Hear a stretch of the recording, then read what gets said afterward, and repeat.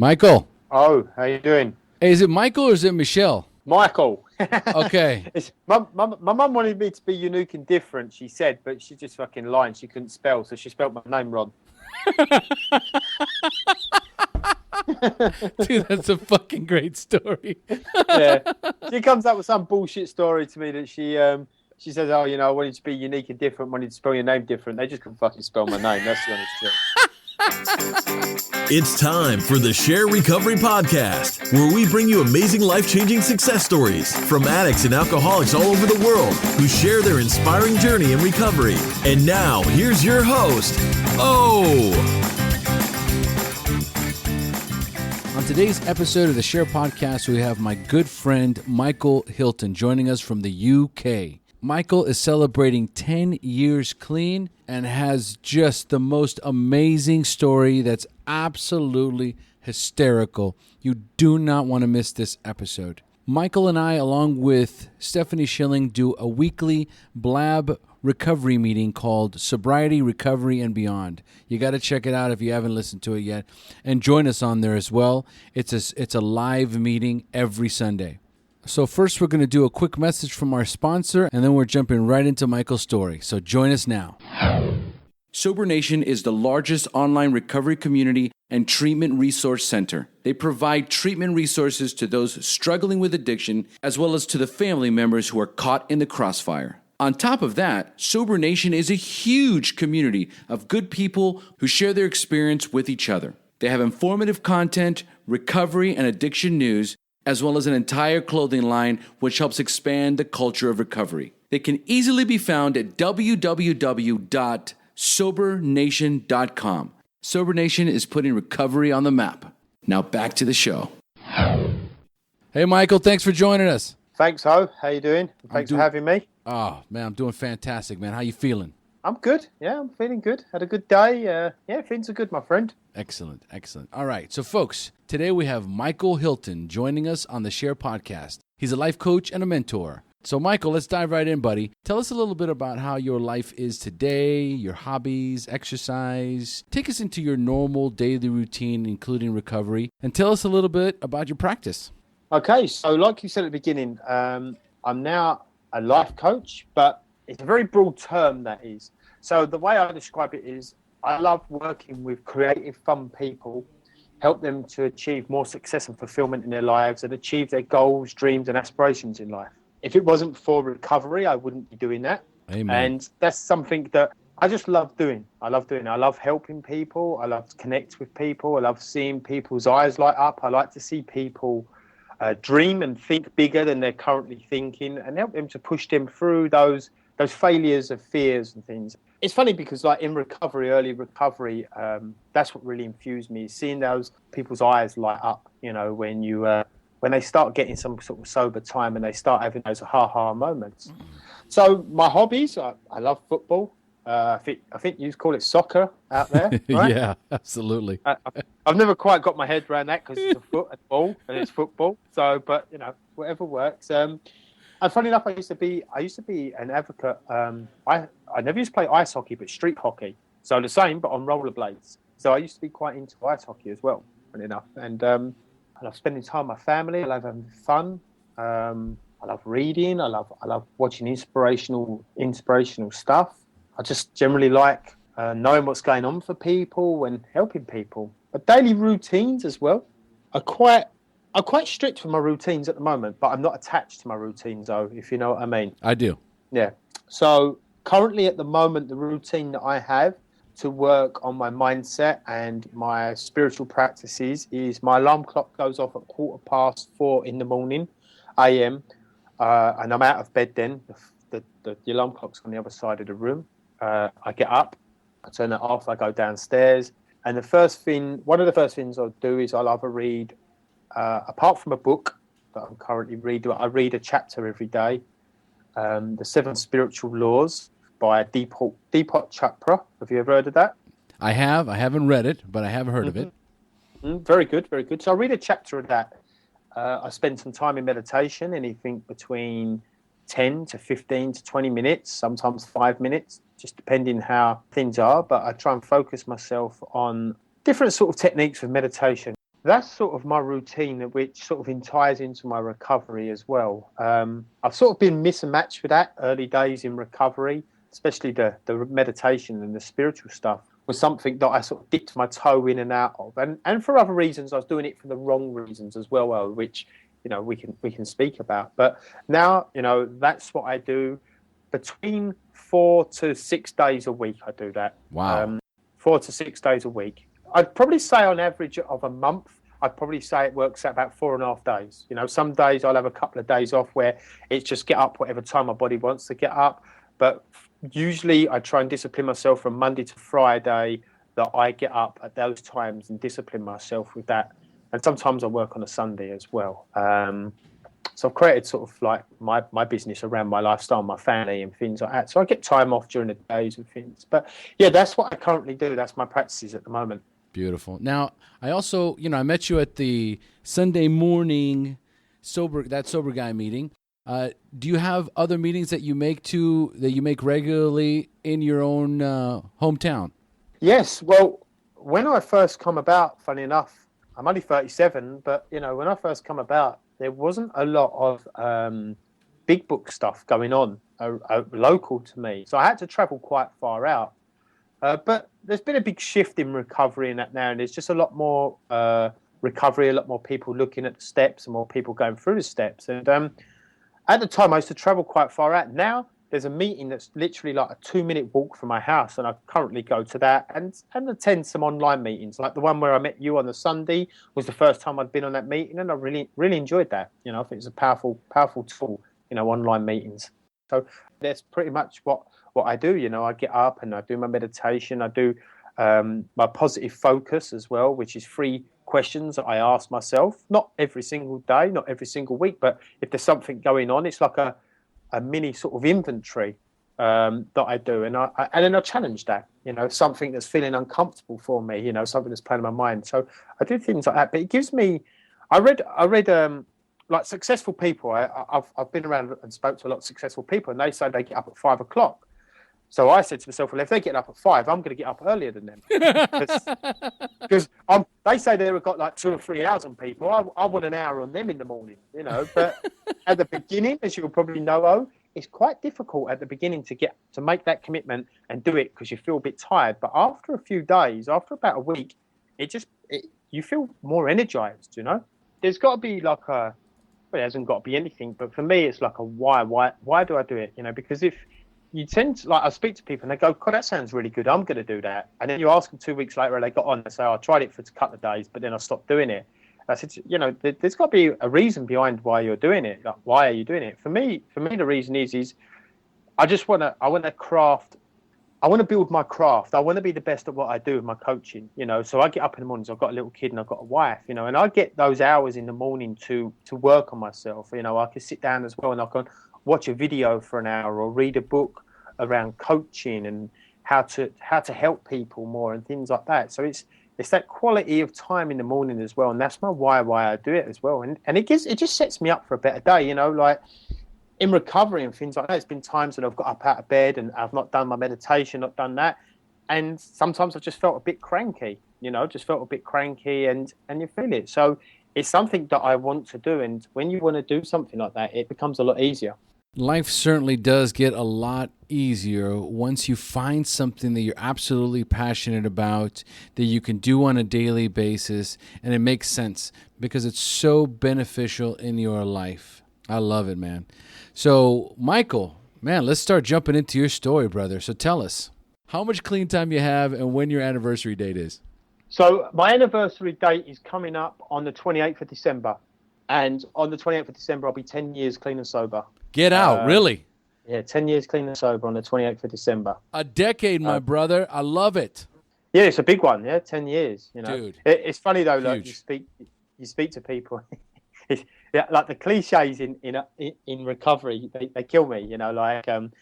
When I was 6 years sober, it was like, watch out for the 6-year itch. And then when I was 7 years sober, it was like, watch out for the 7-year itch. And when I was 8 years sober, it was watch out for the 8-year itch. And then I speak to people and they go, watch out for the 10-year itch. And I just say to them, look, I just think it's a lot of crap. I think it's a lot of bullshit.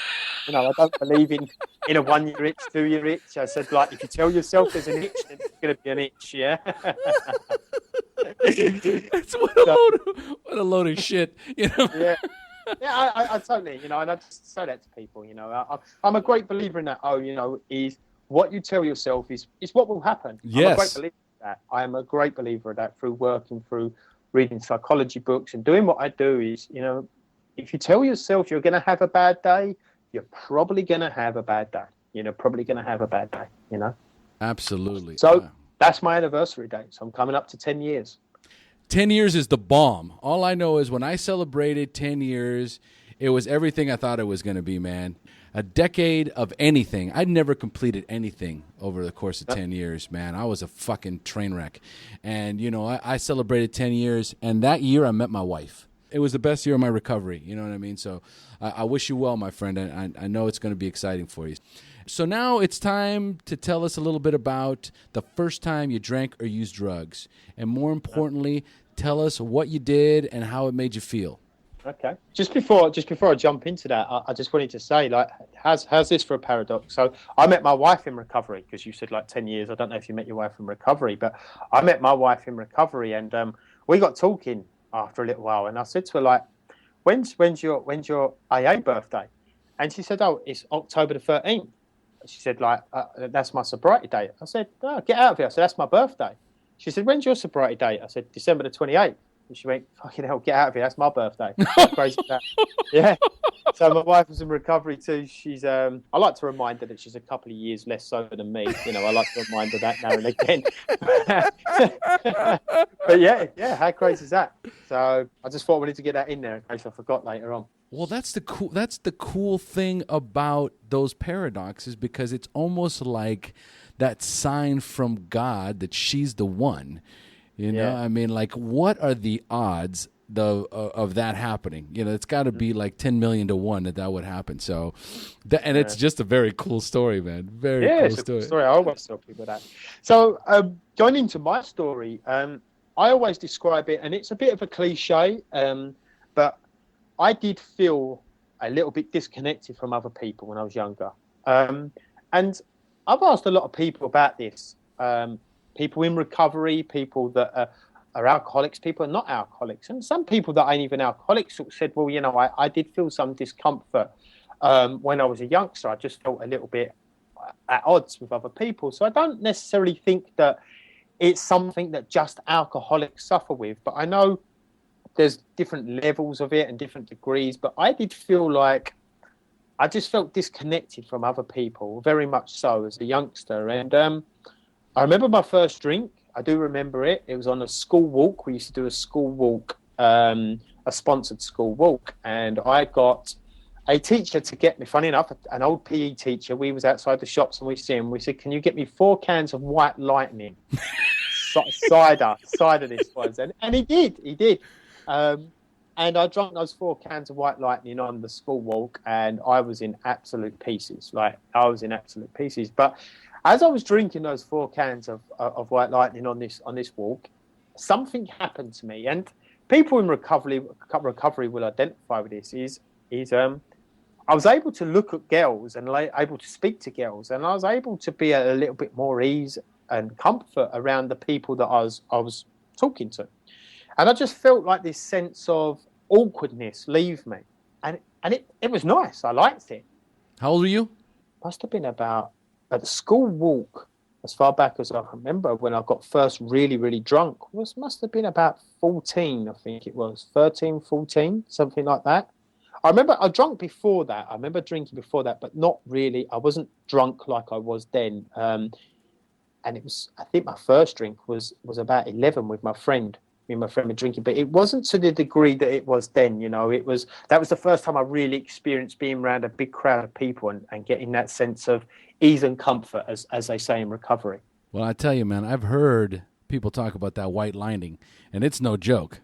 No, it's no joke. Isn't that joke? I think by the end of the day, I was crying. I think I'd wet myself, and I climbed up a tree to hide from 2 girls that were quite interested in me, but I was quite ashamed that I'd wet myself. So I was up in a tree crying. So it took me to a bit of a strange place. Alcohol always did take me to a bit of a strange place, you know. Michael, buddy, okay, you're all warmed up, dude. I'm turning this show over to you, man.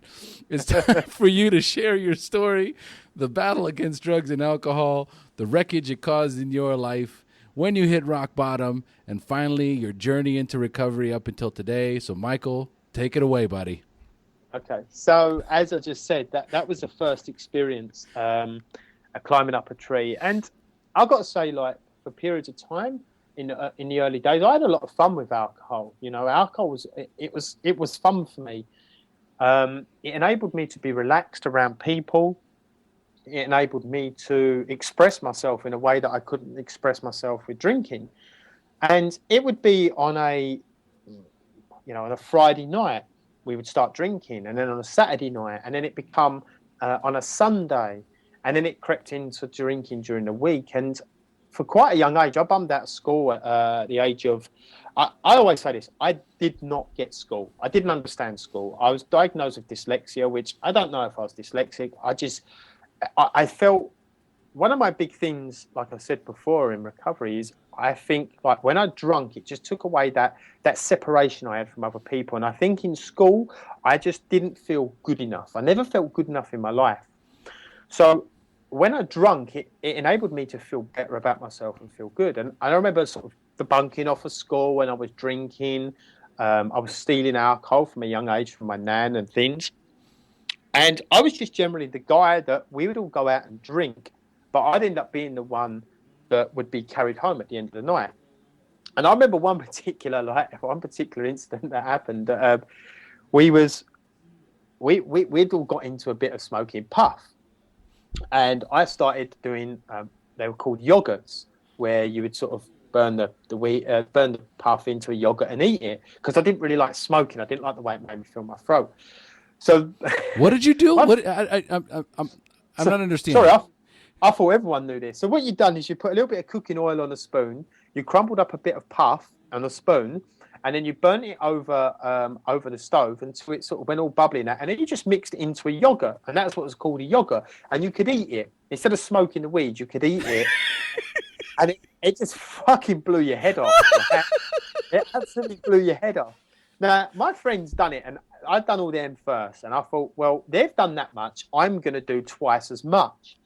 I done twice as much, and I was in fucking trouble. I was like serious trouble. Like, we went walking, and it just hit me like a bomb. And I was like, I was pacing. My friends described it like this: I was pacing up and down on this very, like, 5 steps forward, 5 steps back, 5 steps forward, 5 steps back. And I was going to my friends, guys, you've got to take me home. I can't walk.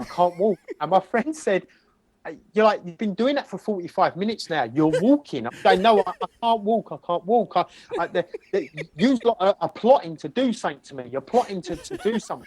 And I was really paranoid and thinking that they were plotting to do something to me. And anyway, needless to say, they carried me home, and I just went upstairs in my bed and just vomited everywhere. All that stuff you do, you know, and I had serious munchies, and that was my experience with weed.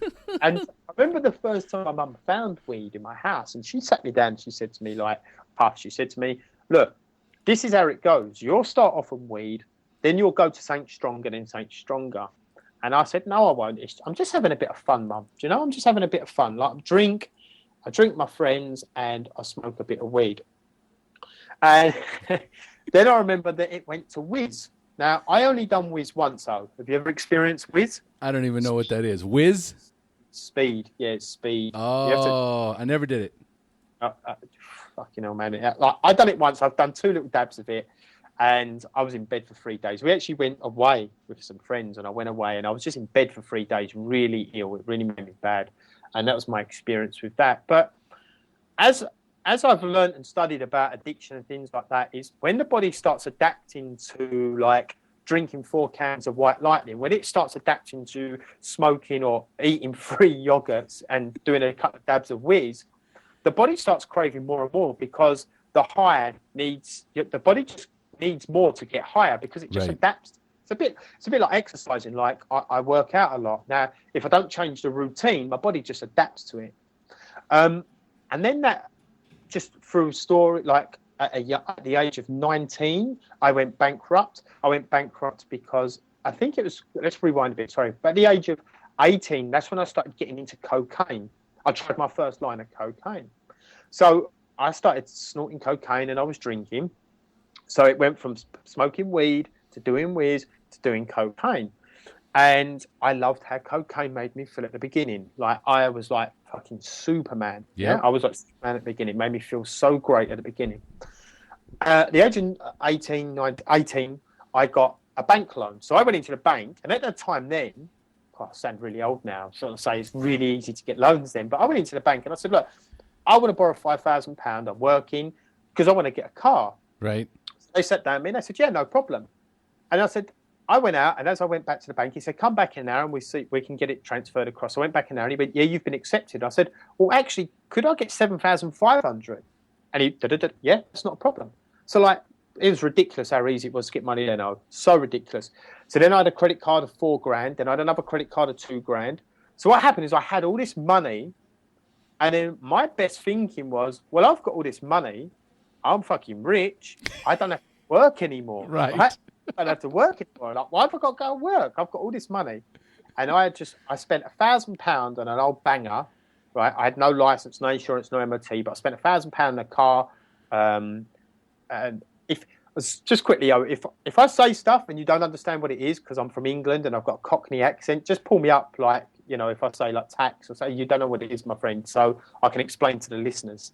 I'm assuming tax is just tax, right? Or am I? Yeah, road tax on a car. We have a thing called road tax. You have to pay for a year for the privilege to drive on roads that have got fucking great big potholes in them and fucking ruin your car. So, you know. Sounds like Costa Rica. Yeah. Then you've got an MOT to make sure your car's not falling apart, and then you've got your insurance, which is just a way of them just rinsing loads of money out of you. But, you know, I never believed in any of that shit back then, so I just didn't bother with it. I just drove a car about with none of that pissed out of my head all the time and high on cocaine. So I bought an old banger, and I just spent the rest on drink and drugs. Like it just blew it all on cocaine and alcohol. And I was just spending my days every day just going to the pub and buying cocaine and going to the pub and buying cocaine. And I sort of knew that I was in trouble. The warning signs were then that I was in trouble with alcohol and drugs because of, I went bankrupt by the age of 19. I had to go bankrupt because all of a sudden these banks and credit cards wanted their money back. Of course. Yeah, I wasn't working. I was like, serious? Can't you just wait for the money? So then I started writing bouncy checks and things, and I was just in real trouble. How long did that run last?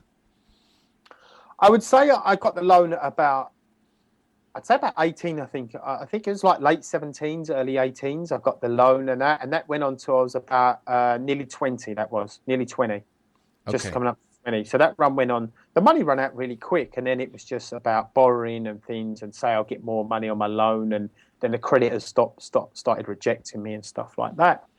So that went on. I sort of started working with, at the time, my ex-girlfriend's brothers that liked dabbling in cocaine. And this is just the thing about you. When you're an alcoholic addict, you just find other alcoholics and addicts so fucking easy. They're on your radar everywhere. Like, we're traveling to London to work on a building site, and on this building site's a chippy, and he was a cocaine dealer as well, right? What's a chippy? So, a chippy's like does woodwork. Okay. You know, hangs doors, windows, and stuff like that. So what I would do, because I was, you know, the book talks about, and in recovery they talk about selfishness and self-centeredness is the root cause of, one of our root causes. Like I was the greedy, selfish person. So what I would do is I'd get out of the van really quick, go up to the dealer and say, look, give us an 8 for Coke. Give me an 8 for Coke, and I'll pay you on Friday. And he was cool because I was paying him on a Friday. I said, but don't tell the others. He'd go, okay. So he'd give me my cocaine. My ex-girlfriend's 2 brothers would go up and get cocaine, both get an 8 each. And I would spend all day sniffing their cocaine, not telling them that I had cocaine. And then when they run out, I had a nice 8 for when I got home by myself to sniff cocaine. And it just got so, it was just out of control. Like we're driving on the motorway at 5:30 in the morning and we're all sniffing cocaine to go to work. But what happened to me then, is cocaine had turned on me. Okay. people say that cocaine sort of was really good. It was about love for them. I'll give you my definition of cocaine. And now I'm quite real raw and honest when I talk to people, and I don't pull no punches. And I done a live show the other day, and I told this. What cocaine done for me is it took me to a place of locking myself in a room that was a tiny little box room at my house, locking the door, hiding myself in there, sniffing cocaine, drinking alcohol, masturbating all night. Okay, that's what cocaine done for me. And then I would say to people the next day, that was enough fun. That was great. What a great night that was. That was just amazing. That was my definition of a good night. It was just locking myself away in a room, peering out the window, thinking there's people out there, hiding my phone. I used to wrap my phone up in a blanket and stuff it under my bed so people... I don't know why I used to do that. I could have just turned off my mobile phone. And that's where it took me. That's where cocaine took me in my life. Horrible. Yeah. And we was going to work at 5:30 in the morning, driving to work, doing cocaine. And then I was on a building site, really paranoid. So I'm going to fast forward a little bit into... Hey, you know what? Real quick, Michael, I wish I could say I can't relate. I wish with every fiber of my being that I can't say I can't relate, but I can relate to all of it, brother. And I feel you, man. It's disgusting. Yeah, and that's where it took me. Like my definition of a good night was just locked in a room, a little box room, feeling down and depressed about my life, sniffing cocaine, drinking alcohol, wanting to commit suicide, wanting to kill myself, and just masturbating all night. You know, that was where cocaine took me. So that carried on for a little while, and I'm going to fast forward a little bit into like I met this girl, and we moved into a flat together, and that's when my drinking got really serious. That's when I really started noticing that there was problems in my life, problems with my drinking, because at the time I was still relatively young then, and back when I was in this little box room, I remember one night because I suffered really bad depression, and I sat there and I had a handful of pills, and I was like, I'm going to end it. I can't carry on my life like this. Like, it was as things were picking up momentum, like there was little cracks starting to happen, little chinks in my armor, and I sat there and I wanted to kill myself. And my mum came down and sort of, what's going on? I was just sitting there crying. I just said, look, I can't carry on like this. I want to kill myself. Like, suicide wasn't something that I was thinking about now and again. It was becoming a daily sort of like thing that I was thinking about of how can I end it? How can I take my life? How can I get out of here? Because, you know, I'm just a worthless piece of shit that's never going to amount to anything, you know. And that's the stories I used to tell myself. Yeah. And my mum said to me, look, go to bed, go to sleep. We'll get you booked into somewhere tomorrow. And this is the insanity of it. I got up the next day, went and had a bath, went to my mum, I'm going out now. She went, where are you going? I went, I'm going to the pub. And she said, but what happened to you yesterday? And I just said to her, oh, it's all right. I've been asleep now. Because I wasn't ready to conceive that there was any kind of problems or anything like that. See, there is at the time, in the time of desperation, when you're high on cocaine and, you know, and you're feeling really down and depressed about what's going on and you're really thinking about things. But I had a shower the next day and I went down the pub and I just carried on with my life like that. That's how it carried on.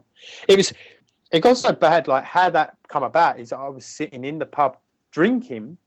Then I'd done a line of coke and I was sitting on a chair next to a girl that liked me. Needless to say, I wasn't the most faithful person back then. So, needless to say, and I was sitting next to this girl, and I'd done a line of coke, and the paranoia kicked in. And this funny; it still makes me chuckle now. So there was a song on. They're all sitting there messing about and that. Anyway, by the end of this song had finished, my friend, his girlfriend, and this girl just turned around and looked at me, and they just started laughing. And they went, "What are you doing?" And what had happened is I was sitting next to this girl on the chair. And as the song was going on, because I was getting more and more paranoid, I was just shuffling my chair away from her. Right?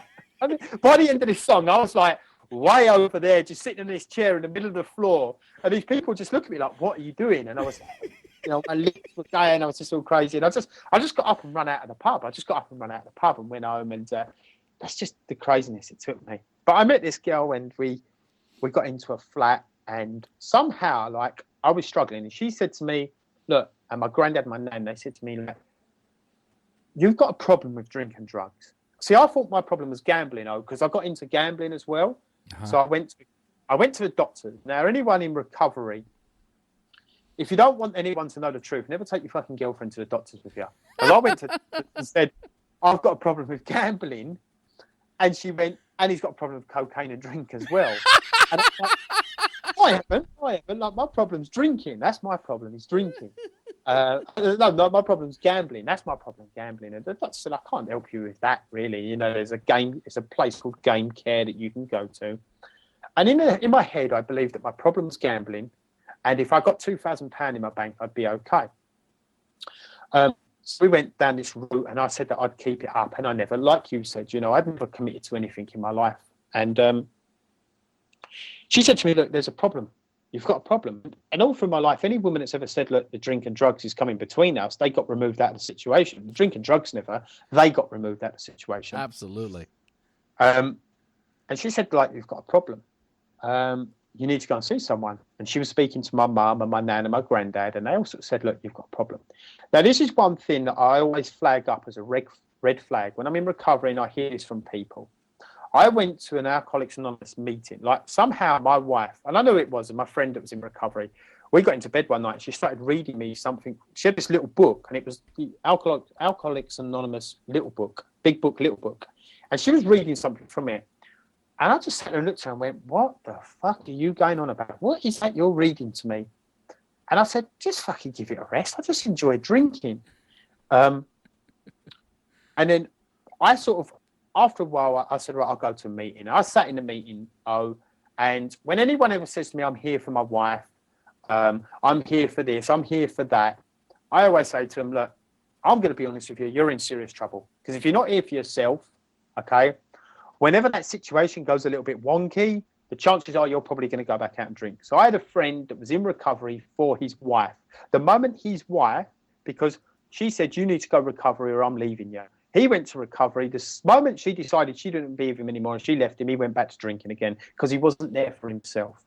And I think when it's coming to recovery and you're not going to skip on the steps, they're the people that sort of skip on the steps. They're the people when it comes to work. I was speaking to someone about it the other day.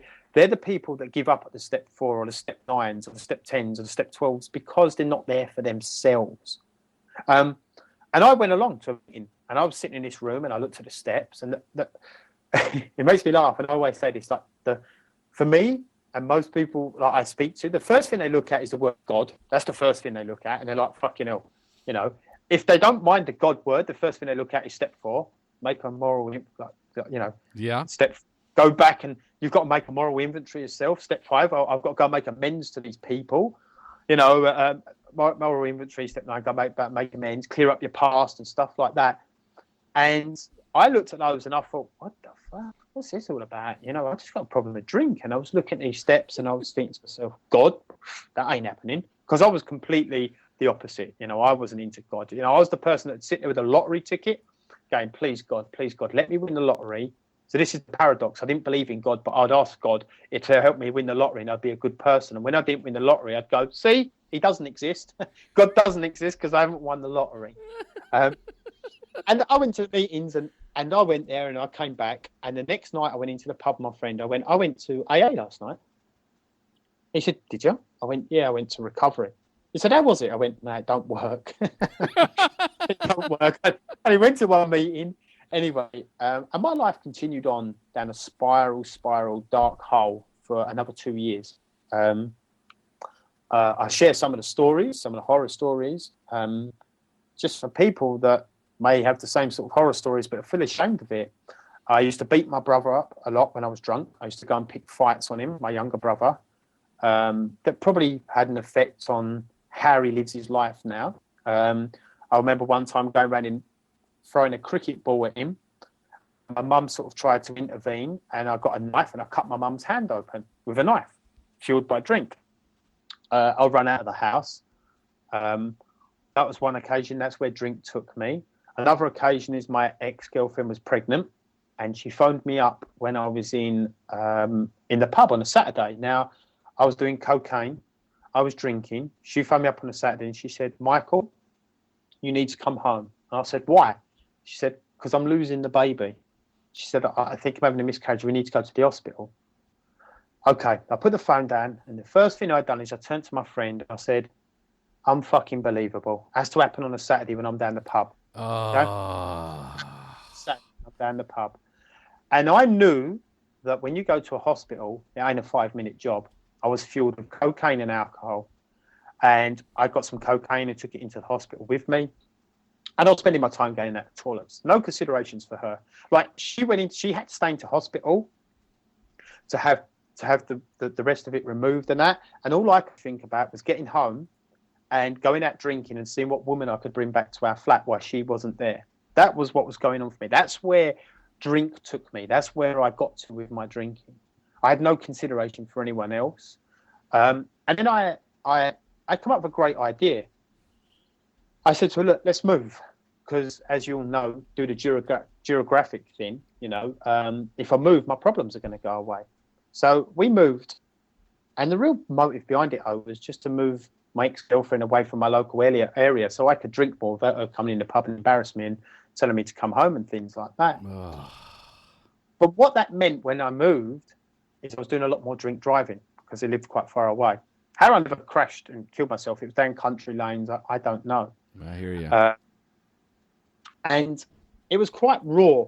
That was quite raw, Those things were the big indicators, like as to where my life had gone, what sort of human being I'd become through drinking and through the belief systems that I picked up in myself, the belief systems about who I was and what I was, and what I could achieve in my life. So we moved over to there, and she lost a baby. I never really. It wasn't something at the time that was really. This is the real raw honest of it. It was just like, okay, we've lost a baby. That's It was just an excuse for me to go back down the pub and drink on it even more. So we moved over to her place. The problem is when I moved, I took myself with me. I took my head with me, and I was drinking a lot. We was living on a caravan on my mum and dad's land. I was drinking a lot. I was blacking out my drinking. I was hiding drink. And I was just generally struggling mentally, emotionally. And remember on December the 27th it was, I went out with some friends drinking. I'd woke up, I'd lost items of clothing. There was blood. And it was the first time I just got my hands and knees and I just looked up and I just said, if there's anything out there, I need help because I can't carry on like this. I was the tornado, what the book says, the tornado that tears through people's lives. I was just roaring through people's lives and just causing a lot of discomfort in people's lives, a lot of discomfort. And it was difficult, it was difficult at the time to accept that, I kept that secret for a long time about cutting my mum's hand open with a knife, about how I really felt when she lost the baby. But for me now, it's just being real raw and honest about that stuff. I'm not ashamed of it because I'd done the best of what I had at the time, and you can identify with that. No question about it, man. No question about it. It's brutal. So I got into recovery. A couple of friends of mine, I phoned my friend and I said, look, I need counselling. I need help with my gambling. And he said, look, come to AA. Come to AA with us. I said, yeah, but I can't come to AA. He said, why? I said, because I can't say my name. I don't want to talk. He said, you haven't got to do any of that stuff. Just come with us. So about 4 days later, I was getting ready to go to my first meeting again. And for me, the first thing to reconstruct in me quite quickly was my ego. Because my ego and my head was telling me that it was like, I got into the back of the truck with these guys and we're driving along and this guy goes to me, you've been sick for a long time, you've been ill for a long time, you've not been a well person. And I'm sitting there thinking, what's this fucking guy going on about? What's he going on about? And in my head, I was like, I'm not like these people. It wasn't that bad. Like, I tried to commit suicide. You're drinking yourself to blackout. You're urinating.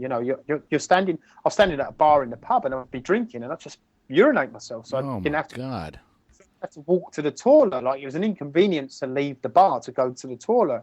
And I missed this part as well. Is the cocaine eventually led me to crack?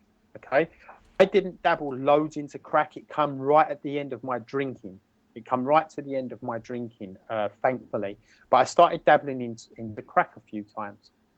And that was at the end. So thankfully that was. Because I've seen that stuff just destroying people's lives. My life was destroyed anyway. But, you know, it come to the end. And I went to recovery. I was sitting in the back of the van and my ego reconstructed. And I started thinking of ways I could get out of going to the meeting. Lucky enough, my two friends at the time knew what I was up to. And when I went into recovery, I didn't have nothing. I had a pair of shoes, I had one pair of jeans, I had a couple of T-shirts and that. And one of my friends ended up giving me a coat. That's how desperate it got for me. And I went into the meeting. I said to them, look, oh, guys, my stomach's hurting. I might just kick about in the back of the truck here. And yeah, they went, come on. And they took me into the meeting. And I just went into the meeting and I found it a bit strange at first, though. You know, I had a lot of men coming up to me asking for my number, and I wondered if I'd walked into the right place. You know? I was like, what's going on here? You brought me, guys. You know, I've got a lot of men asking for my number here, you know. And I just sat down, and someone said something that just pricked my ears up. Like, you know, it pricked my ears up, and I was like, wow. Like, okay, I identify with this. And I say it was the part where my ego deflated enough just for me to hear some kind of message, just for me to hear something. And I opened me up and I sat there and listened. And I started identifying. And for the first time, I said to the guys, like, I'm going to come to another meeting. Because when I went to the first meeting, I gave it all that old flannel. Yeah, I'm going to come to another meeting. I'll be there. Don't worry. And I never turned up again. And I went back to another meeting. And then I went to another one. And then I knew the guy I wanted to sponsor me. He was in there. And I said to him, it was like asking a girl out on a first date. I went up to him and I sort of said to him, you know, his name was Alan. And I said, hi, I said, like, would you sponsor me? You know, would you take me through the steps? And he said yes, thankfully. You know, he said, thankfully he said yes. So we started on that journey. He set some rules out. He sort of said, like, you know, this is what it's going to be. This is when I want to see you. This is when I want you to turn up and times and things like that. I needed that guy in my life at that time. You know, he was very, very strict. Like some people I spoke to were like, who's your sponsor? And I'd say, oh, it's Alec. Oh, fucking hell, you know. And he'd become like, he was really strict, though. Like, you know, it's get here an hour before the meeting. An hour? An hour before the meeting actually starts. Wow. You know, like meetings, we had two home groups. There was a Saturday night and Tuesday night. And we were like serious big book thumpers. Like you get here an hour before the meeting to interact with other newcomers and things like that. You stay a little bit after. The group consciences used to run for about 3 hours. It was real. Like I look back at it now and it was very, very strict. But you know what, Oh? It fucking helped me, man. It helped me. Like it was so strict, but it helped me because I was a very undisciplined human being. And he sat me down and he said, like, this is what's going to happen. This is what we're going to do. And I got scared. I was scared of him. I was like, you know, I never had a father in my life, and he became like a father figure to me as well. I had a lot of respect for this man. And we went through the steps. I said to him that I struggled with God. And he said to me, that's not a problem. I said, I'll never believe in God. He said, okay, so we can work on that. He said, let me ask you a question. And I said, yes. He said, can you stop the tide going in and the tide going out? Can you stop the sun going up and the sun going down? And I went, no. And he said, well, there's something more powerful than you working in this universe. And I said, I can work with that. And then it grew into like spirituality. And yeah, I believe in God. I don't have no real concept of God, though. You know, it's just, I'm not into any kind of religion, and I'm not knocking anyone that's into religion. For me, it's just spirituality. And yes, I believe in God, but I've got no sort of certain sort of ways God is or it isn't or anything like that. And we went through the steps, and I had a good experience, but I wouldn't say for the first 2 years, like my life for the 2 years, you really want to know why you drink, just stop drinking and see what happens. Like I got worse. My ex-girlfriend actually split up with me. She said, you're worse sober than you are drunk. You know, I started experiencing these things called emotions. Okay, I'd never experienced them before. I started experiencing a new way of life, and it was difficult. It was hard. Like there were times that I just thought, am I going to make this? I've never stuck to anything in my life. I've never stuck to anything. But he said something to me. He said to me, I can tell you, because I was just obsessing about alcohol most of the time. I'd be careful with my language. I'm very much into language. Like I used to sit in the rooms of AA and say, I used to obsess about alcohol all the time. Well, that's bullshit. I never used to obsess about alcohol all the time. You know, there was other things I was obsessing about, like women and cocaine and getting money and things. But I obsessed about alcohol quite a bit. And he said to me, you never have to drink again. You never have to think about alcohol ever again. And I thought, that's bullshit. That's bullshit. See, we all have a way of seeing the world. You know, we all have our internal map of way we see the world. And the way my internal map was at that time was very distorted. And I didn't believe that was an attainable. I didn't believe that was obtainable. I thought I thought I'd always be thinking about drinking.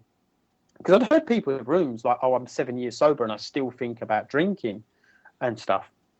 So I didn't think that was true for me. But the promises worked. You know, that obsession lifted. You know, that obsession lifted. But there's some fundamental things, like my ex-girlfriend split up with me. She said, you're worse than you was when you was drinking. I was experiencing this stuff. And there was a time that I come close to drinking again. I was about a year sober, and my ex-girlfriend wasn't doing what I wanted her to do. She hadn't read the script that I'd give her about life, and she split up with me. And I'd scarred her a lot. You know, there was a lot of cheating and that, whether she knew about that. I don't think she was stupid. I think she knew about that. And we split up. She dumped me. And that's when I experienced codependency. Man, fucking hell. I was in pieces. Like, I was... talk about fucking psycho crazy. I just went crazy. Like, I was phoning her 30, 40 times a day, and she wasn't answering the phone. I was sending flowers to her house. I was driving past her house to see if there was other men there. You know, like, oh, God. I was at work, and I was breaking down into tears all the time, and I just couldn't work. I was laying in bed. I was laying in bed for days, just laying in bed for days. And I was gutted because two fucking amazing speakers come over to the UK. One guy that I really, really respected, and he's no longer with us now, you know, but he's always been my favourite AA speaker, you know. I don't put people on a pedestal anymore. Oh, you know, I used to put people on pedestals. I don't now. There's people that inspire me, but I don't put them on pedestals because I know they're fallible, just like the rest of us. Yeah. But we had a 2-day workshop, and I don't know if you've heard of these guys. I'm sure you may have. One's Mark Houston. Mark Houston. Mark Houston and Peter, I think it's Peter Marinelli. Peter Marinelli. They're on XA speakers. You ever heard of XA speakers? Yes, yeah. But yeah. And I've probably heard, right? But I've heard quite a few of them. So, you know, I'm not 100% sure, but I will check it out. Yeah, he was great. Mark Houston was great. He was just like real raw. And he was just very, very... Yeah, I just really liked the message that he shared and that. And I was gutted because the one day I went there and I see these guys, and I was relatively new into recovery. Then the second day, like, I'd made it up in my head that I was going to spend the day with my ex-girlfriend and everything was going to be okay, and everything was going to work out hunky-dory. So I didn't go on the second day, but it didn't work out. It didn't work out that way. It was just a story I made up in my head that it wasn't actually real, that. And... that she was coming round or anything. I got the ump with her. I was like, I thought you was coming round. She said, I never even said that. I said, well, you know, just all that crap. And I just got really stalky and things went really crazy. And then we sort of got back together and it just ran its course in the end, you know. But I'm grateful for that person because she really did help me. You know, when we split up on good terms. You know, it was we split up on good terms, and she really did help me through the early stages, and she helped me to get to where I needed to be, you know, and she needed to heal, and her life went in a different direction, and so did mine, you know, which was a good thing, you know. But just in them early days of recovery, I immersed myself, you know. But here was the thing: I just missed a bit. So, like, she split up with me, and I was really struggling. and I almost drunk. And I say almost drunk, like I went to a meeting and I said to someone, I don't think I can stay sober because my ex-girlfriend won't get back with me. And some guy just looked at me and he said, Michael, he said, what has her getting back with you got to do with you staying sober? He said, who are you doing this for? I said, I'm doing it for me. He said, if you're doing it for you, you don't need to drink. And that was a big awakening moment for me. You know, I think I really bulked on my step 4. Not because I'm scared about sharing all my darkest, deepest fears when I was going through the steps. I'm not worried about that. I'm just really lazy at the time when it comes to writing. Really lazy. Like my step 4 could have took me a week. It took me about 4 months, 5 months to do. And step 9 was very, very, very freeing for me. You know, it's the one that people struggle with. And step 4 is when it actually starts getting to work. Like you've actually got to do something. A family member of Anne's daughter, husband's struggles. Like he keeps going back into recovery. It's about 4 or 5 years now, keeps relapsing. And he always relapses when he gets to step 4. And she said, why is that? What is it so significant about step 4? I said, because it's when you have to start doing fucking work. And it's when you start getting real raw and honest about yourself and looking at yourself. See, all these steps that I went through, all this stuff that I went through has been massive into my career now, the way I help people. You know, it's been massive. That inner work that I've done on myself. So, you know, my ex-sponsor, my first sponsor, he told me something that gave me some kind of significance in my life.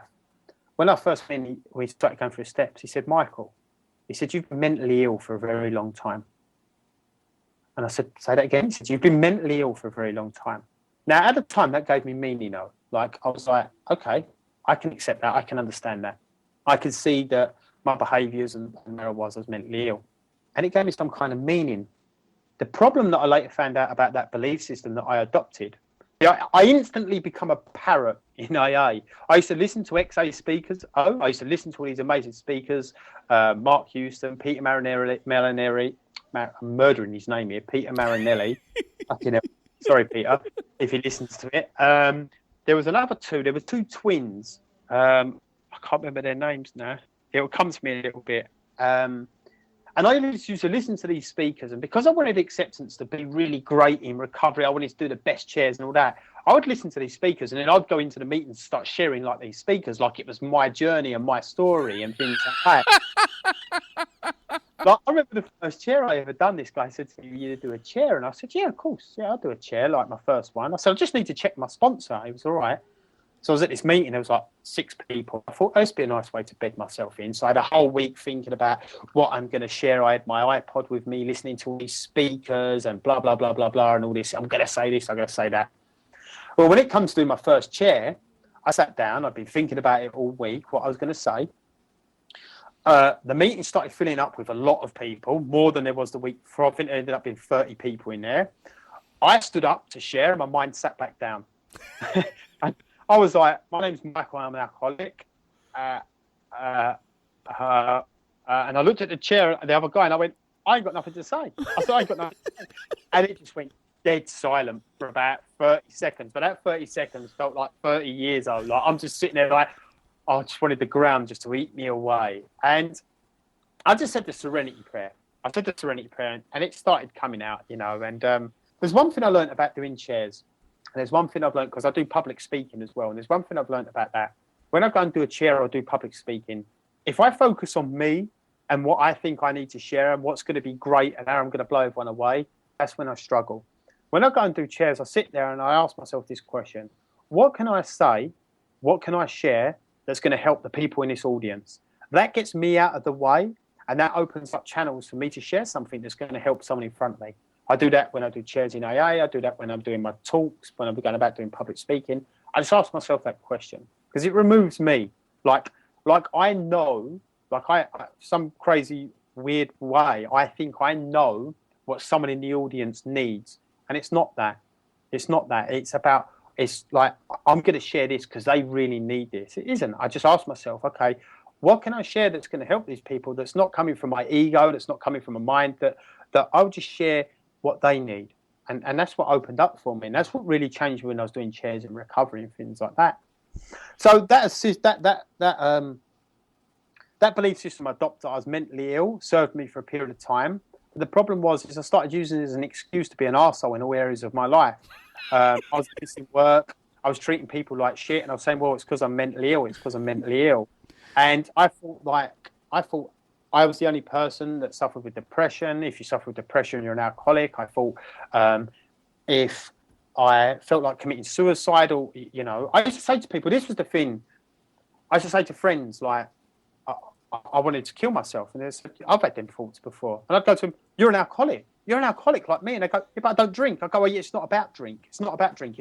Which we probably, I don't know what your belief systems are around it, but I say this to people, like, drink and drugs. I went to AA thinking drink and drugs were the problem. They wasn't. I was the problem. But if I become the problem again, drink and drugs will become my problem again, okay? Because they were my medicine to help me, okay? And I felt that anyone that thought like me, like I fell into this trap, anyone that thinks like me must be an alcoholic even though they don't drink. And people were like, are you fucking crazy? I don't drink. I mean, oh, yeah, but you've got alcoholism, you know? And what I just started asking people, and I think, like, there's a lot of people that have got shit going on in their lives. Like people that I coach now, they've got shit going on in their lives, but not alcoholics. And I started questioning this whole mentally ill thing because I was about 3 years sober, and my sponsor at the time was 17 years sober, and he was still saying, like, you're mentally ill. Everything was you're mentally ill. And I said, okay, I understand that, and that served for a period of time, but I don't believe that anymore. I believe that I'm getting better. I believe that. And he said, you know, I hate that cliche. I hate it. Don't get too well. I had a guy that I was sponsoring, and he'd been to a meeting, and he'd been sober 2 months, and he was beaming. He was grounded. He was beaming. And some guy said to him, don't get too well too quick. He's phoned me up going, maybe I shouldn't get too well too quick. I was going, dude, it's your journey. It's your journey. It's not no one else's journey. That's their perception that you shouldn't get too well too quick. Just enjoy the process. Do you feel good? Do you feel okay? Yeah, I do. Then just enjoy it. And I started questioning a lot. I was, like I said, I've become a parrot. Anything I heard anyone say and do, or things, I instantly would go to meetings on my own away from anyone else and start sharing that stuff. So it sounded like mine, and I sounded really good. So I questioned it, and my sponsor said, like, you know, you're always going to be mentally ill. It's how it's going to be for the rest of your life. And so I started looking for a new adventure. Like, I changed sponsors. Now, my sponsor at the time was very strict. I'd phone him every night. I just phoned him every night just to piss and moan. Wasn't doing inventory as much, you know. And I wanted to be the best sponsee there was. You know what it is. Like, at Christmas there was a group of us, and I'd find out what they were buying our sponsor for Christmas. More money than them, and a lot of it, like I said at the beginning, like sponsoring people at the beginning, and these rituals that I used to do were all to impress people in the rooms of recovery and to impress my sponsor. Like I've just said yes to everyone, and I'll get onto this in a minute because, like you said it, like when people ask you to sponsor, you say yes, and that's fine. And I used to do the same, but I was just flat out. I had so many sponsees, I didn't know whether I was coming or going, and I just done it for a very, very selfish reason, and that was to look good to my sponsor, to be the number one sponsee. Things started changing. I, funny enough, found I wanted Mark Houston to be my sponsor, but he lived in Texas, so I couldn't do that at the time. It wasn't something he was open to. So there was a guy that I'd met that was Mark Houston sponsored Peter Marinelli, and Peter Marinelli sponsored my sponsor now. So I went to him. And he started sponsoring me, and it was a very different approach. Like, he made sure that when my other sponsor was phoning me every night, this guy was a little bit like, I like phone me every night, but I'm not always going to be there. What he was teaching me was to start relying on my higher power and myself. So at the beginning, it was a lot of contact with him, and as the months went on, the 3 months as he was taking me through the steps, little by little, I was seeing him less and less. He was like widening the gap in between the time that I see him to go through bits in the book. He was giving me more time to spend on myself, and the phone calls were getting less and less. And that really worked for me. You know, like my first sponsor now, I couldn't have that in my life. Someone telling me what to do, when to turn up, just because I just couldn't. I just don't want that in my life now. And the guy that sponsored me, it was a very different dynamics, and it was hard to adapt at first. But I found a lot of deep inventory and deep inner work with this guy that that really set me free on stuff. And I wasn't free before, I wasn't free. But when I first went to this new sponsor and I was pissing and moaning about my old sponsor, and he said, Mike, he said, this kind of sponsorship I'm offering you now, said, would you have survived in recovery on that at the beginning? And I said, no. He said, you needed that kind of sponsorship at the beginning. He said, my kind of sponsorship is not for everyone. And that's pretty much how I sponsor people now is when someone comes and asks me, I say, I don't know, maybe I can help you, maybe I can't. I'll set the stall out and speak to you about this, and tell you what I do, what I offer in sponsorship. Like for sponsorship, it's to get you from point A to point B through the 12 steps to enable you to have a power greater in yourself in your life, because that's what the book's there to do. That's what recovery is there to do, and start relying on that power to do what you want, and to start tapping into that power. And yeah, I'm always here for a conversation, but what I don't want you to do is rely on me as to be your source of higher power, because I'm just as fallible as everyone else. And for some people that works, some people it doesn't. If I come across someone and they want to phone up at 3 o'clock in the morning to piss and moan about their washing machine breaking, that's fine. I'll find someone that can help you with that. Piss off. Yeah, that's just not the kind of sponsorship that I offer. No. I'm just honest with people and straight down the line, so they know where they are and I know where I am. Instead of just saying yes straight away and jumping into it like I used to, and I'd have people phoning me up at all hours and like we were talking about on that show last week, is I just become burnt out and tired because I couldn't say no to things. I was running about saying yes, trying to please everyone, jump through hoops and that. I have a family now, I have a life now as well, and it's about this balance in my life, So where I currently am today is I'm in a good place. I've got these practices, I've got these principles in my life. I enjoy life. I am, in the early days, I used to go to recovery like 5-6 times a week. I don't have the luxury of doing that now. I have a family, I have a business, I have other things, I get to meetings, I share a message, my hand's always there for people, I speak to people, I spend time with people. If they want sponsorship, we'll have a discussion about that, and we'll see where that goes. If I can't help you, then you need someone that you need to be on the phone for 3 or 4 hours and things and stuff like that, then I'll find someone there that may offer that to you. But my thing is to empower people, that's just what I'm passionate about, is empowering people and to realise, you've got this inside you. A guy come up to me, I done a chair the other week, and a guy come up to me and he said, wow, he said, I want to be where you are. I said, my friend, when I came into recovery and I used to look at like Mark Houston, it was 25 years sober and 10 years and 15 years sober, I used to put them on pedestals. And I used to say to myself, I want to be where they are. I want to be where they are. But here's the thing, is they're all fallible. We all make mistakes, and enjoy the journey. Don't wish any of your life away, because those 10 years that I've had, my big saying for my coaching is fail your way to success. I have made so many failures, so many mistakes, but that's what makes me today, and I don't regret any of it. I don't regret any of it. That's my story, my friend. Wow. Michael, I got to tell you, brother, man, are you currently a circuit speaker? I'm not currently a circuit speaker. No, I put on my own events. I do go to events, and I do. People do ask me, yeah, but I'm not a circuit speaker where I'm getting paid and things right. at the moment. I got to tell you, buddy, I don't want to boost your ego or anything. That's got to be that. I enjoyed your share so much. Your story it's got to be one of my favorite stories so far in all my interviews, man. And again, I don't want to pump your ego or anything, but I absolutely love your story, man. Thank you so much. You're welcome. I could have gone on for another hour, but I know there's a time limit on it.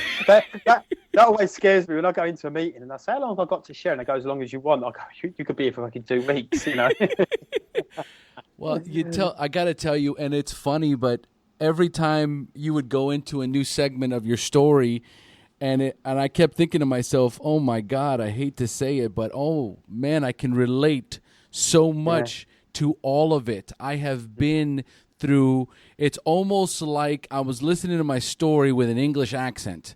It was phenomenal. And your story is so powerful. I can't wait to get it on the air. I want people to hear your story because the trueness, the honesty, the grit that is in your story, I can relate to it because I was there.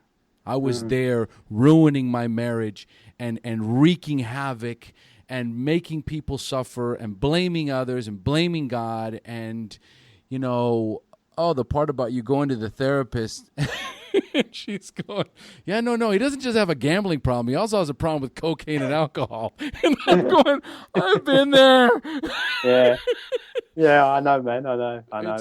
And through this journey, there was a time when I sort of pulled away from AA. Like my mind got turned by. There was a period that I went through, and am I okay to share this? Oh, am I okay to share this? Buddy, you can share whatever you want, brother. Okay. Because I think it's really important, and like I say, it's about being real, raw, and honest. So there was a time when I started pulling away from AA, and my mind became about being successful and money and power and things like that. And I got wrapped up into I no police or anything are listening to this, so there's no. You don't have no police officers that are your listeners and that. I got wrapped up into credit card fraud. Okay. And this is why I'd been in recovery, and I'd been sober for a period of time. I was working the steps, and I'm not talking about a couple of years, 3 years. Like I'm coming up to 10 years. I'd probably say this happened about 4 years ago, maybe 3 or 4 years ago. So I was well in. I knew what was right and what was wrong, and I got wrapped up into this credit card fraud. Like I had 5 credit cards. This guy said to me, "Look, you get these 5 credit cards. We're going to do this deal, and you're going to get about 45 grand from it." So. Bill Wilson talks about it like the drive for success was on, and I had become really money orientated. Like it was really like, I've got to be successful. I've got to have this money. You ever heard of Tony Robbins? Oh yeah. Yeah. So like at the time I was getting into all this stuff. I see Tony Robbins. I was like, I want that. I want this. I've got to be like that. And the drive come on. Anyway, I found this guy who's doing credit card things. Cut a long story short. Yeah, I'm in. Okay. So the deal is they run some money through your banks, they keep your cards, and then one night you go to the casino at 2:00 in the morning, you start drawing out your money, and then you're just left with loads of money, and I ended up was going to get 45 grand. Well, here's the ironic thing.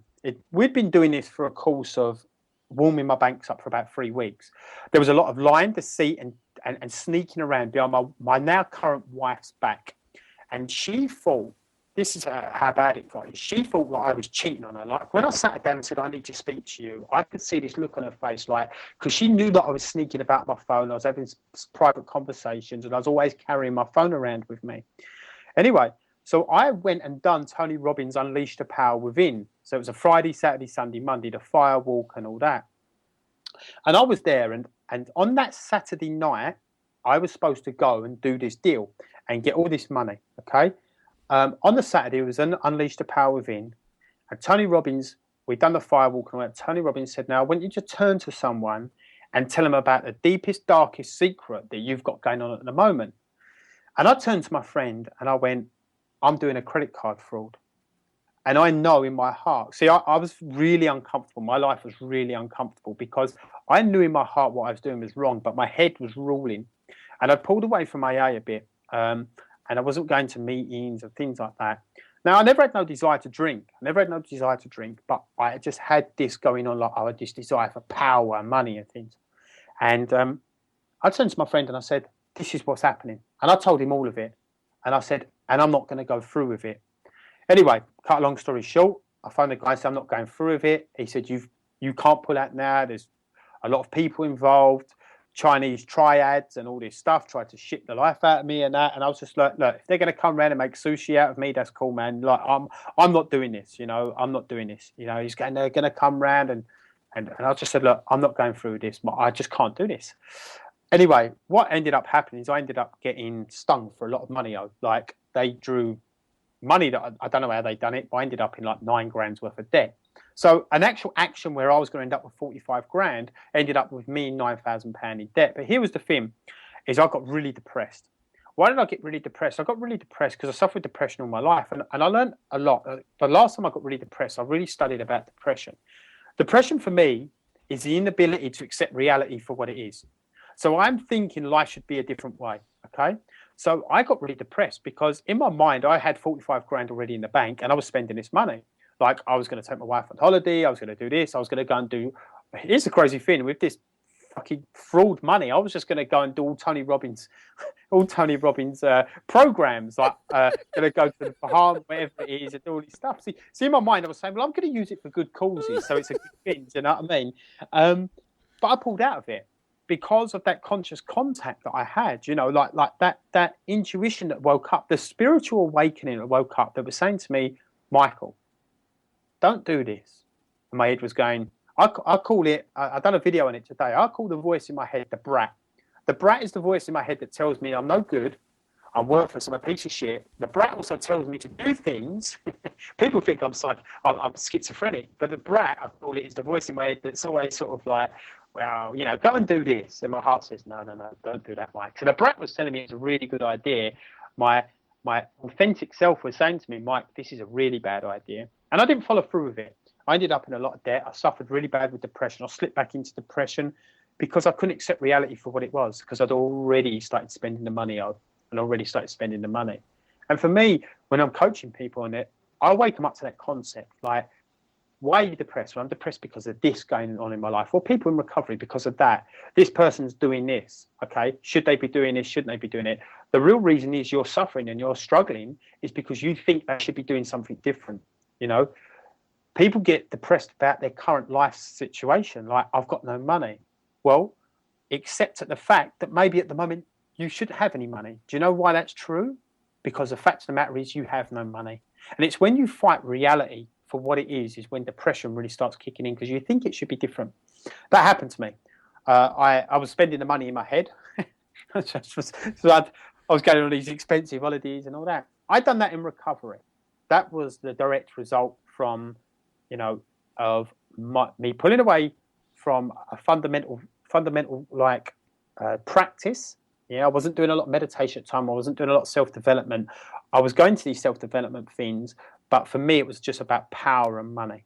And and that's where I was. And I wanted to share that because I just like being real raw and honest with people and just sharing, like, you might pull away from recovery and that might not happen to you. That's fine. You know, I'm not saying that happens to everyone, you know, but that's what happened to me. And that was my story. Well, you know, at the same time, Michael, it's that rawness and that's that honesty, and it's that not putting somebody on a pedestal that's so important, you know, and that, you know, by sharing these experiences, sharing these things that happen to you, even in recovery, you know, because your story is so powerful. I'm listening to your story, and I can totally see where a newcomer would listen to you and go, this guy's amazing. I want to be just like him, you know, and then they find out later about this credit card fraud, and they go, oh man, I put this guy up on a pedestal. And the reality is that we cannot do that. We are just garden variety drug addicts. You know, that's where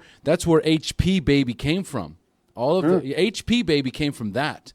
Because when I first got into the program, I was so gung-ho about it. I wanted to be a public speaker. I wanted to sponsor people. I wanted to open up a clinic. My brain was exploding with what I wanted to do and give back. And I went so gung-ho that inevitably what happens is the ego gets involved. And I start to believe that somehow I have something to do with this. And I couldn't be more wrong. And I just remember one time that I was reminded very strongly that I am regurgitating information to the best of my ability, and I'm also just simply sharing my experience, strength, and hope. I'm not coming up with anything new. And so when I would sponsor guys, and either they would come to me and thank me, or I've had times where spouses and parents would come to me and go, oh, thank you so much for sponsoring my son. You know, I'm so grateful for you. And I go, whoa, I'll tell you what, why don't we just thank God here? HP, baby.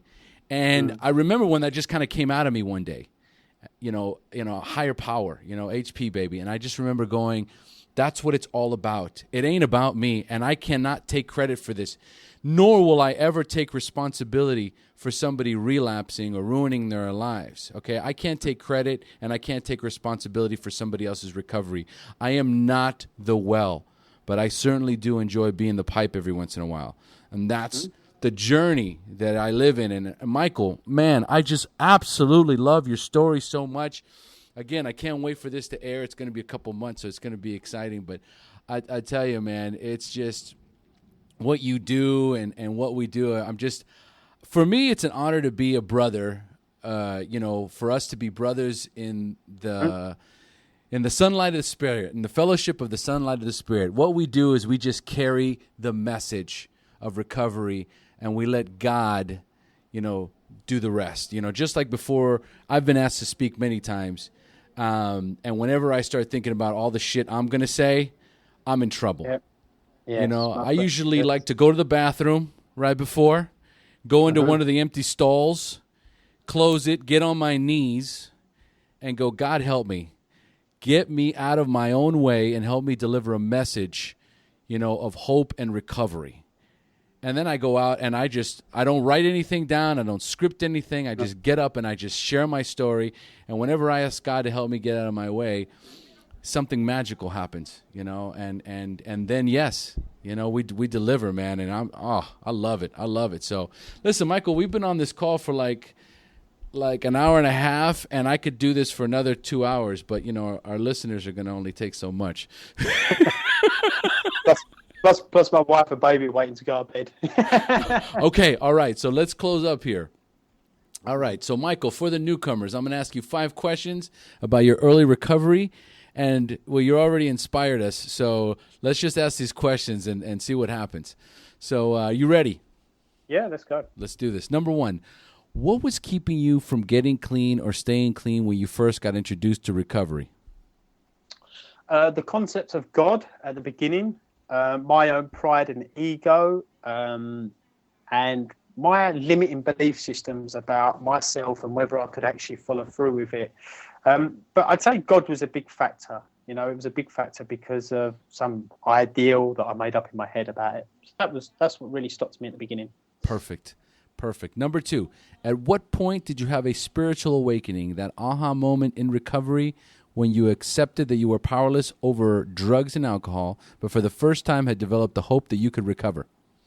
Step 9, without a doubt, man. When I was going back and making them amends, I just walked through that archway. I was just on fire.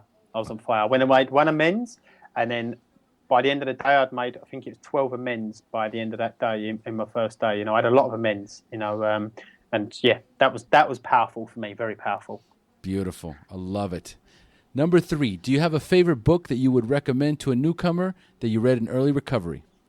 Oh, man, I've got so many books that I would recommend, but for early recovery, here's a book. Who Moved My Cheese? You heard of it, O?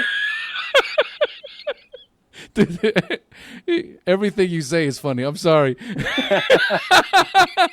That's cool, man. Man. No. Okay. So I couldn't read. Here's the crazy thing. Like when I went into recovery, I couldn't read. I self-taught myself to read. I'd never read a book in my life. The only book I ever read was the AA book. My sponsor had to read it to me. And when I was at home, I had to have the CDs to go through it. Then there were a lot of people talking about this book called Who Moved My Cheese, right? So I was like, and I was going like, this is the most spiritual, profound book I'd ever read. It's about fear. It's about 4 mice in a maze. It's only about 100 pages. It's written for children, and it's probably one of my favourite books of all time. It's about people overcoming fear and procrastination and getting comfortable with life. It's a fantastic book, Who Moved My Cheese. I read that book, and that's what started me on my road of self-development and really changing things for me. I now read every day. I self-taught myself to read. I read every day now. It's a big hobby. Do you want to come out, Mike? Do you want to come out for a dance? Oh, fuck that, man. I'm staying in reading, You want to come to this? Oh, fuck that. I'm staying in reading, So I would say it's very simple, very easy to understand. I could give you some, complex book or things like The 4 Agreements is an amazing book. But for newcomers, it may be a little bit too much at the beginning. I would just say Who Moved My Cheese? Great book. I'd recommend it for you, if you've not read it yourself, my friend. Buddy, I've already written it down. It's next. Yeah. I'm getting it. Yeah. Done deal. Yeah. All right, number 4. What is the best suggestion you have ever received? Best suggestion I ever received. The best suggestion was not to keep coming back, to stay. We always say keep coming back, stay. Don't keep coming back. stay in recovery. Keep going, go to the meetings, find the person, like best suggestion was just stay, do the work. Don't leave before the miracle happens. Beautiful, man. I love it. Number 5, if you could give a newcomer only one suggestion, what would that be? To understand this, it goes back to what you said earlier when that guy came up to me saying, I want what you've got. I want to be where you are. It doesn't matter where I am. You have what I've got. You have what I've got. You've just not become awake to it. You're just not aware to it. Watch the film The Matrix. You seen The Matrix, O? Oh, yeah. Watch that film from an educational point of view in the fact that, like, the part in it when Neil says, so what you're telling me is when I learn this stuff, I can dodge bullets? And he says, no, when you understand this stuff, you won't need to dodge bullets. And everyone's got that power within them, okay? I see a lot of newcomers come in and they minimize themselves and they look at people like ourselves that are a bit further down the line, they put us on pedestals and things like, you have that within inside you. Everything you see that we've got, you've got that inside of you. You just need to become aware of it. You just need to wake up to the fact and you just stick around. Don't leave before the miracle happens. Oh, my God. Listeners, gold, absolute gold, an hour and a half of gold. Go back, re-listen. There's just too much to take in. Michael, what a magnificent story. Thank you so much for sharing your story with us, brother. I just absolutely loved it. Thank you, my friend. Thanks for asking me. And thank you for the work that you do as well. It's amazing. Putting this podcast out there, doing this stuff. Like we were saying at the beginning, you don't get paid for this, and this is freely of your time, and it's to share a message, and that's great, my friend. Oh, thank you, sir. God, it's beautiful. It's beautiful what we're doing, man. HP, baby. HP. All right, we have now reached the end of our show. Thanks for joining us. And as we say here in Costa Rica, pura vida. Pura vida. Thank you for joining us on the Share Recovery Podcast. To check out the show notes page on this interview or to thank our guests for sharing their story, go to www.thesharepodcast.com. While you're on the website, don't forget to sign up for our free newsletter to stay up to date on the latest news, podcasts, and interviews. Want to be one of our guests and share your story? Then go to our website and click on the Share Your Story button.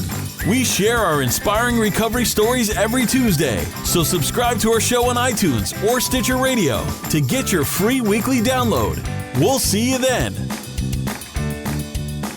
The opinions shared on this show reflect those of the individual speaker and not of any 12-Step Fellowship as a whole. And though we discuss 12-Step recovery and the impact it had in our lives, we do not promote or endorse any 12-Step Anonymous program.